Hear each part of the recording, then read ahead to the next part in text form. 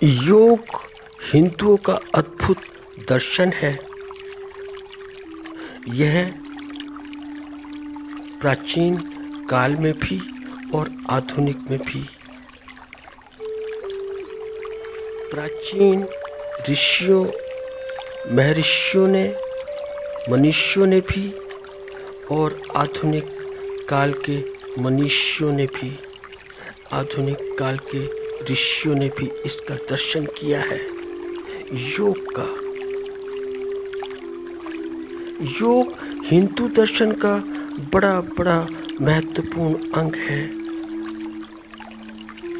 योग का क्या अर्थ है?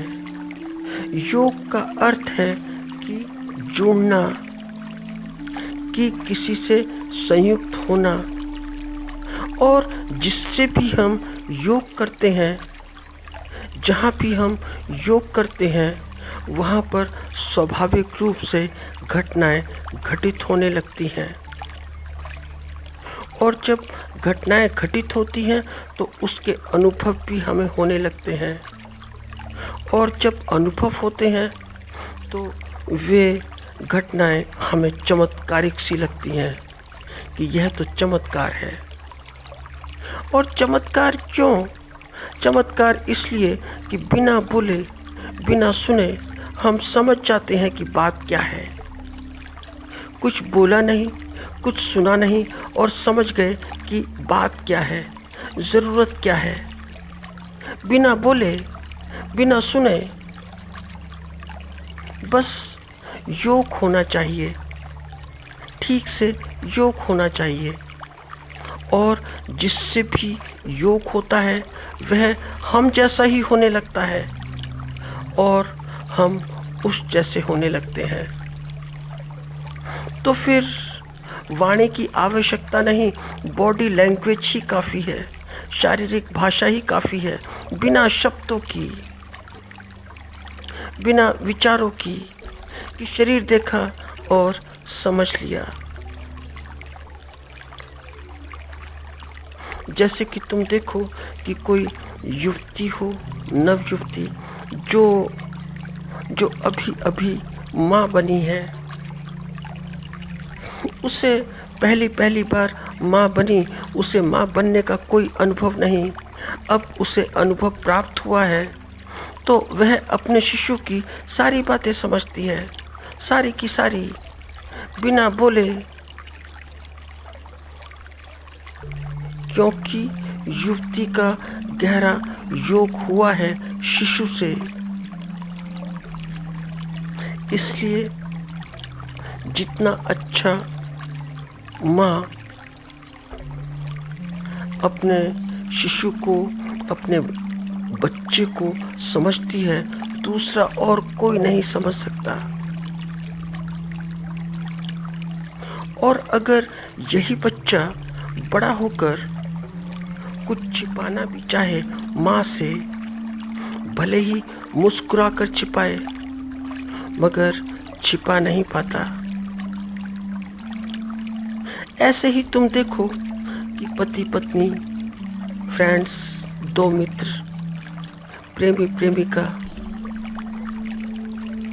देखते हो दो गहरे मित्र मिले, कुछ नहीं, कोई बात नहीं, मगर मिलते ही एक दूसरे का हाल जान लिया। बोलने की कोई आवश्यकता नहीं, आंखों से आंखें मिली, और क्योंकि योग है और ठीक ठीक योग है। और जब ठीक ठीक योग हो तो उसके रिजल्ट्स, उसके परिणाम व्यक्त होते हैं। जिससे भी हमारा योग होगा, जैसा भी होगा, वैसे ही परिणाम निकलेंगे। और जितना योग होगा, जितनी भी मात्रा में होगा, उसी मात्रा में, जितना अधिक योग होगा उसी मात्रा में भाषा घटती चली जाएगी, घट घट जाएगी, तो फिर भाषा सिमटने लगेगी, तो फिर सारी औपचारिकताएं समाप्त होने लगेंगी। फिर तो बात सीधी सीधी होती है, सीधी सीधी। क्योंकि मन के अंदर जो है जान लिया, सब जान लिया, बिना बोले बिना सुने। तो तुम देखते हो कि पत्नी ने अपने पति को देखा और पति के बिना बोले ही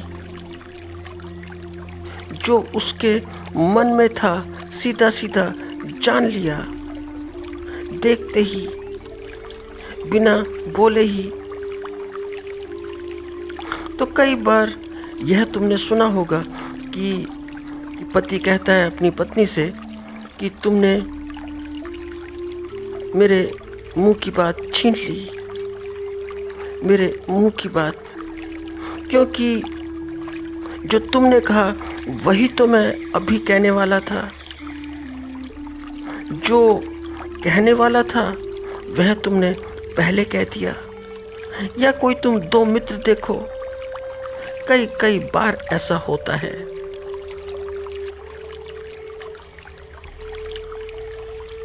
कई कई बार कि जो तुम बोलना चाहते हो वह सामने वाला पहले बोल देता है।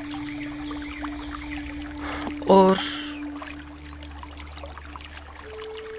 तुम ऐसे व्यक्ति के सामने या ऐसी स्त्री के सामने झूठी हंसी भी हंसो, कुछ छिपाना भी चाहो, तो भी पकड़ पकड़ में आ जाती है कि तुम क्या छिपाते हो। तो योग में है दो, योग में है दो, क्योंकि एक तो मैं और दूसरा वह कि जिससे कि योग होना है। तो दो हुए, तो योग के लिए दो की आवश्यकता, क्योंकि दो होंगे तो ही योग हो सकता है। तो योग जब बाहर घटित होता है और जिससे भी घटित होता है, जिसके साथ भी घटित होता है, जिस भी संबंध के साथ होता है, वहाँ कहने सुनने की कोई ज़रूरत नहीं होती, बोलने की कोई ज़रूरत नहीं होती। तो थोड़े से बोल से ही सारी की सारी बात समाप्त हो जाती है। क्यों? क्योंकि शरीर ही बोल देता है। और शरीर बोलता क्यों है? क्योंकि शरीर पर मन का प्रभाव है। तो शरीर का प्रभाव मन पर पड़ता है और शरीर का मन पर, तो दोनों परिचित हो जाते हैं।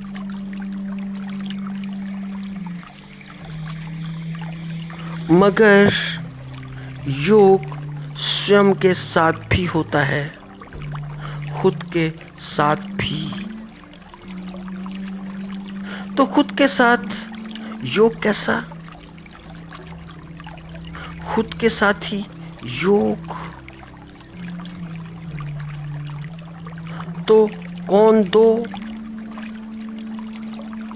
तो योग किन दो के बीच होगा?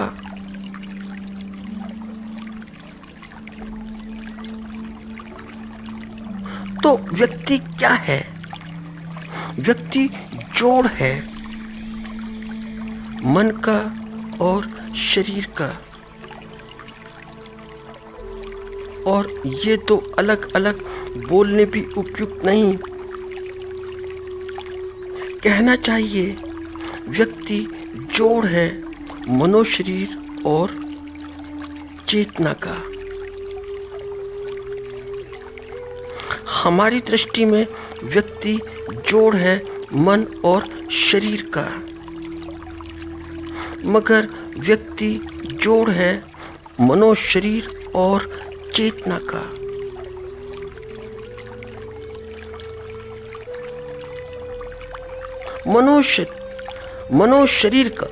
मनोशरीर का अर्थ है एक, क्योंकि मन और शरीर एक ही हैं, एक हैं, अलग अलग नहीं। क्योंकि ऐसा नहीं कि मन अलग है और शरीर बिल्कुल अलग, ये दोनों अलग अलग नहीं हैं। क्यों? क्योंकि मन का व्यक्त भाग शरीर है और शरीर का अव्यक्त भाग मन है।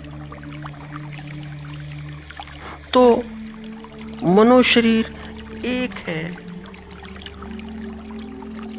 तो मनोशरीर को संक्षिप्त में बोलना हो, कहना हो तो संक्षिप्त में मन भी कहा जा सकता है। तो मन कौन? मन कौन? तो मन है मैं। तो फिर तू कौन? तो तू है चेतना।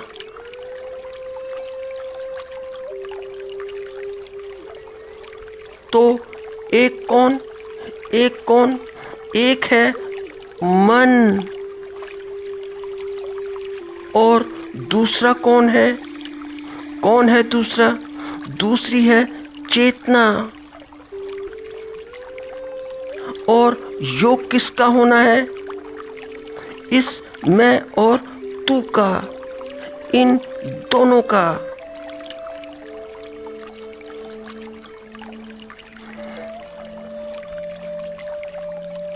संसार में योग के जो परिणाम आते हैं वे तो आते ही हैं, मगर मन के चेतना के साथ, या यूँ कहें कि चेतना के मन के साथ योग के जो परिणाम आते हैं वे अद्भुत हैं, अविश्वसनीय हैं, अकल्पनीय हैं, बड़े बड़े विस्मयकारी हैं।